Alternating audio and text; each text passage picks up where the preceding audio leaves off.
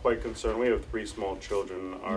Our oldest is in kindergarten right now, and then we have a 3-year-old and a 1-year-old. So all these changes would impact us drastically.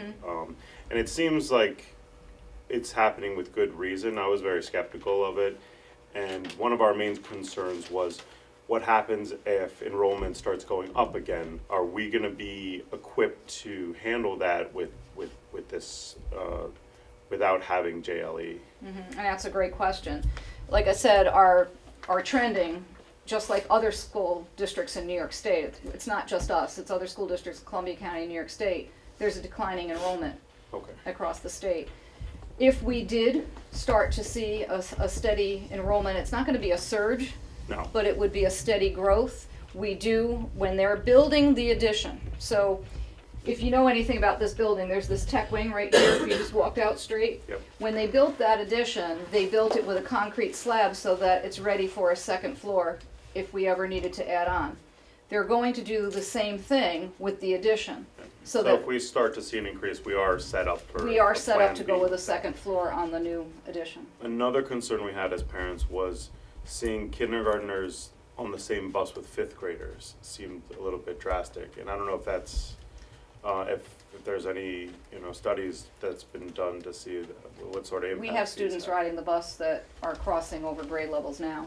Okay. Not everyone is, it doesn't run by, just the John L. Edwards students. There's a lot of routes where the kids are on buses And I grew up in a school system where kindergartners rode with 5th graders, and I didn't see the problem with it. It was something that my wife wanted Yeah, me but it's a good question. to bring up. But we have students now that are in those grade levels on the bus together.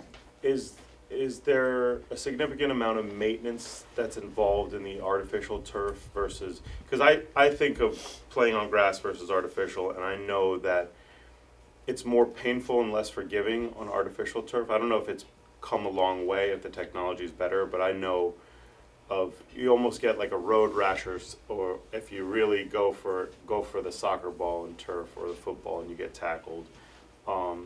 That's my main concern with turf, and I also don't know if it's less maintenance. I mean, obviously with real grass there's significant maintenance.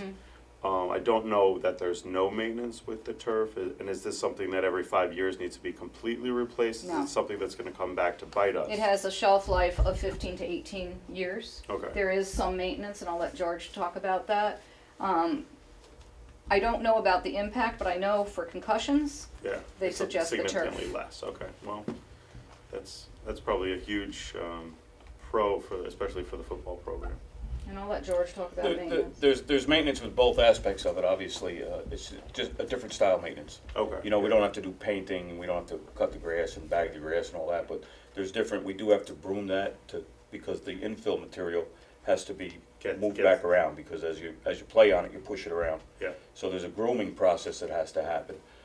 It's just a different type of maintenance, and I hope to have out within the next couple of weeks, an analysis so that people understand what we spend on maintenance now for the turf, the natural turf, and what the maintenance is expected to be for the artificial. Because I think the average voter would have no way of really making an educated vote there. Right, so that's why I want to try, and I'm hoping to have that done in the next couple of weeks so we can have that out.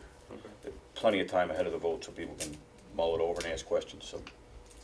And please use our website as a constant update, because, there's just so many times that we can come out and have a community conversation, but every day we can update our website. So there's actually a tab that says Capital Project on the left-hand side, and every day we're updating it as we meet with different sections of our internal community, external community. Things start to get tweaked. Already with this PowerPoint, I see things that need to be tweaked, because with different conversations and board meetings and meetings with staff, things are starting to take more shape. So, each presentation that I give in January is going to look a little different than what it does now, because we are at the beginning stages, even though it seems like the vote is kind of quick upon us. This isn't really a question, but more a compliment to the idea in and of itself. Having 6, 7, and 8 combined with the idea that you're not either coming or going, I think that's really smart. And I think you can also set up programs where 8th graders are almost counseling 6th graders. You find the strengths in your 8th grade and the weaknesses in your 6th graders, and you combine them as peer programs, because you have this stepping stone between with the 7th grade, and it becomes a place where the kids can mature and then see and look back and understand that, like, oh, coming into this new section is difficult. It becomes their school environment. Yeah, Yeah. and then you have these 8th graders who